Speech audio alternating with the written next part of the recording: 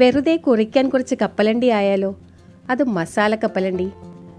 വളരെ ഈസി ആയിട്ട് നമുക്ക് കടകളിൽ നിന്ന് വാങ്ങുന്നതിനേക്കാൾ സ്വാദിൽ വീട്ടിലുണ്ടാക്കാം. ട്രൈ ചെയ്ത് നോക്കൂ.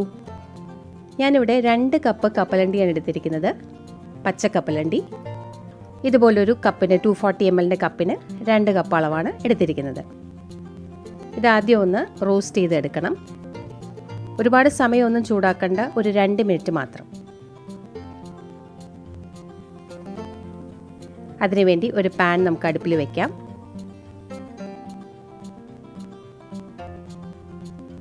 വളരെ ഈസി ആയിട്ടുള്ള റെസിപ്പിയാണ്, പെട്ടെന്ന് തന്നെ ചെയ്യാവുന്നതേ ഉള്ളൂ. കപ്പലണ്ടി അതിലേക്ക് ഇട്ട് കൊടുക്കുക. പാൻ ചൂടായി കഴിഞ്ഞാൽ ഒരു മീഡിയം ഫ്ലെയിമിലേക്ക് വെച്ചിട്ട് 2 മിനിറ്റ് ഒന്ന് റോസ്റ്റ് ചെയ്യുക.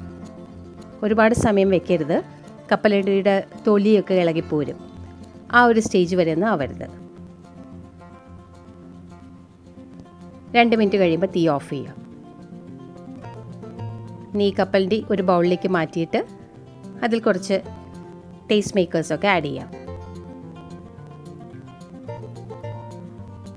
ഞാൻ ആദ്യം ചെയ്യുന്നത് വെളുത്തുള്ളി പേസ്റ്റാണ് ഇടുന്നത്. ഇത് 1 ടീസ്പൂൺ വെളുത്തുള്ളി പേസ്റ്റാണ്. അത് ചേർത്ത് കൊടുക്കാം. ജിഞ്ചർ ഗാർലിക് പേസ്റ്റ് ആണെങ്കിലും കുഴപ്പമൊന്നുമില്ല. ഓരോരുത്തർക്കും വേണ്ട ഫ്ലേവർ അനുസരിച്ചുള്ളതൊക്കെ ചേർക്കാം. 1/4 ടീസ്പൂൺ മഞ്ഞൾപ്പൊടി ഇട്ട് കൊടുക്കുന്നുണ്ട്. 2 ടീസ്പൂൺ കാശ്മീരി ചില്ലി പൗഡർ. പിരിയൻ മുളകിൻ്റെ പൊടി ആയതുകൊണ്ട് 2 ടീസ്പൂൺ ചേർത്താലും എരിവൊന്നും കൂടില്ല, കളർ കിട്ടുകയും ചെയ്യും. 1/2 ടീസ്പൂൺ ഉപ്പും ചേർക്കാം.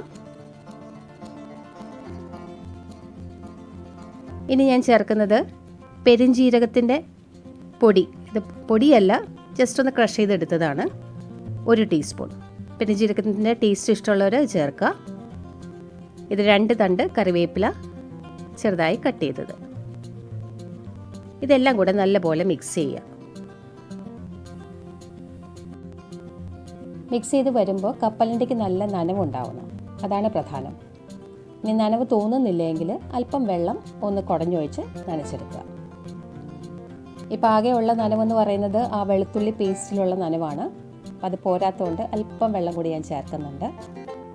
വെള്ളം ഒട്ടും കൂടുകയും വേണ്ട. കപ്പലണ്ടി തൊട്ട് നോക്കുമ്പോൾ ജസ്റ്റ് ഒരു നനവ് ഫീൽ ചെയ്യണം. അല്പസമയം ഇതിങ്ങനെ ഇരിക്കട്ടെ, 5 മിനിറ്റ്. ആ സമയം കൊണ്ട് നമുക്ക് ഇതിൻ്റെ ഒരു കോട്ടിംഗ് കൂടി റെഡിയാക്കണം. അതിനുവേണ്ടി വേറൊരു ബൗൾ എടുക്കുന്നുണ്ട്. അതിലേക്ക് 2 ടേബിൾ സ്പൂൺ കടലമാവ് എടുത്തിട്ടുണ്ട്. കടലമാവിൻ്റെ കൂടെ 1 ടേബിൾ സ്പൂൺ അരിപ്പൊടി കൂടി ചേർക്കാം. ഇത് പുട്ടിൻ്റെ പൊടിയാണ്. നല്ലൊരു തരി കിട്ടാൻ വേണ്ടിയിട്ടാണ് ഞാനിതെടുത്തത്. അതല്ല സാധാരണ അരിപ്പൊടിയാണെങ്കിലും കുഴപ്പമൊന്നുമില്ല. ഇത് രണ്ടും കൂടെ ഒന്ന് മിക്സ് ചെയ്ത ശേഷം അതിലേക്ക് അല്പം കാശ്മീരി ചില്ലി പൗഡർ ഇതിലും ഞാൻ ചേർക്കുന്നുണ്ട്, ഒരു കളറിന് വേണ്ടിയിട്ട്. 1 ടീസ്പൂൺ.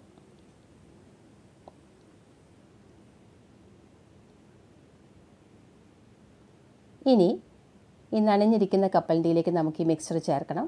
നനവ് അല്പം കുറവായതുകൊണ്ട് ഞാൻ അല്പം കൂടി വെള്ളമൊന്ന് ചേർക്കുന്നുണ്ട്. നമ്മൾ ആ കടലമാവ് ചേർക്കുമ്പോൾ ഇതിൽ പിടിക്കണമെന്നുണ്ടെങ്കിൽ അത്യാവശ്യം നനവ് കപ്പലണ്ടിക്ക് വേണം.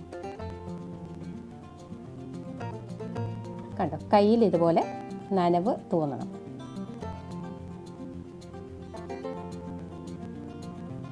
ഇനി ഇതിലേക്ക് നമുക്ക് കടലമാവും അരിപ്പൊടിയും കാശ്മീരി ചില്ലി പൗഡറും കൂടെ മിക്സ് ചെയ്ത ആ മിക്സ്ചർ കുറേശ്ശെ ഇട്ട് കൊടുക്കുക.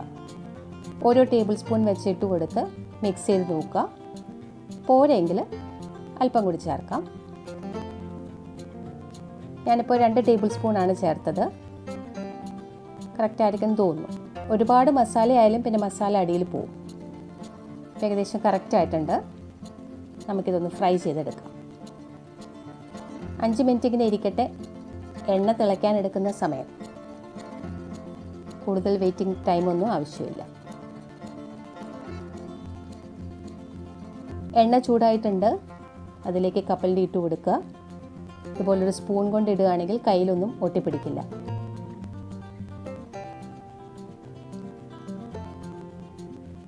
ചൂടായ എണ്ണ ഒന്ന് കുറച്ചിട്ട് വേണം ഇട്ട് കൊടുക്കാൻ, അല്ലെങ്കിൽ കപ്പലണ്ടി പെട്ടെന്ന് കരിഞ്ഞു പോവും.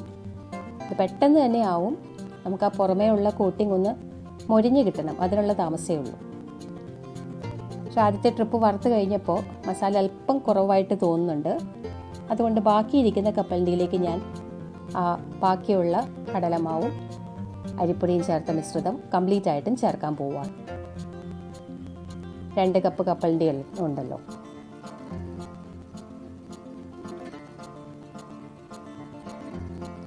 ഇതിന് ഒരുപാട് എണ്ണ ഒഴിച്ച് ഫ്രൈ ചെയ്യേണ്ട ആവശ്യമില്ല, കാരണം പെട്ടെന്ന് തന്നെ ഫ്രൈ ചെയ്യാൻ പറ്റുന്നതുകൊണ്ട് കുറേശ്ശെ ഇട്ട് നമുക്ക് വറുത്തെടുക്കാം. ഇതിപ്പോൾ മസാല കറക്റ്റായിട്ടുണ്ട്. അപ്പോൾ നിങ്ങൾ ചെയ്യുമ്പോൾ 2 കപ്പ് കപ്പലണ്ടിയാണ് എടുക്കുന്നതെങ്കിൽ ആദ്യം നമ്മളെടുത്ത കടലമാവും അരിപ്പൊടിയും മുഴുവനായിട്ട് ചേർത്തോളൂ.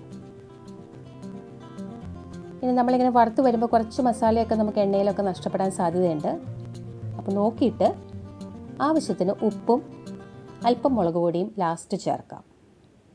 ഇപ്പം ഞാൻ ചേർക്കുന്നത് സാധാരണ മുളക് പൊടിയാണ്. എരിവ് വളരെ കുറവായിട്ട് തോന്നുന്നുണ്ട്. ഇനി ഇത് ചൂടോടെ തന്നെ മിക്സ് ചെയ്ത് കഴിയുമ്പോൾ ഉപ്പും എരിവും എല്ലാം കറക്റ്റാവും. മസാലയുടെ കോട്ടിങ്ങും കറക്റ്റായിട്ടുണ്ട്.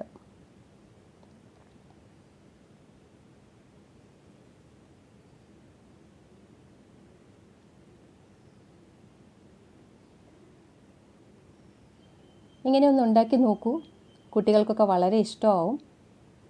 ഇത് ഒന്ന് തണുത്ത ശേഷം എയർ ടൈറ്റ് ആയിട്ടുള്ള പാത്രങ്ങളിൽ അടച്ച് വയ്ക്കാം. കണ്ടോ, വളരെ സ്വാദിഷ്ടമായ മസാല കപ്പലണ്ടി വീട്ടിൽ തന്നെ റെഡിയാക്കി. ഈ വീഡിയോ നിങ്ങൾക്ക് ഇഷ്ടപ്പെട്ട് കാണുമെന്ന് കരുതുന്നു. Thank you for watching.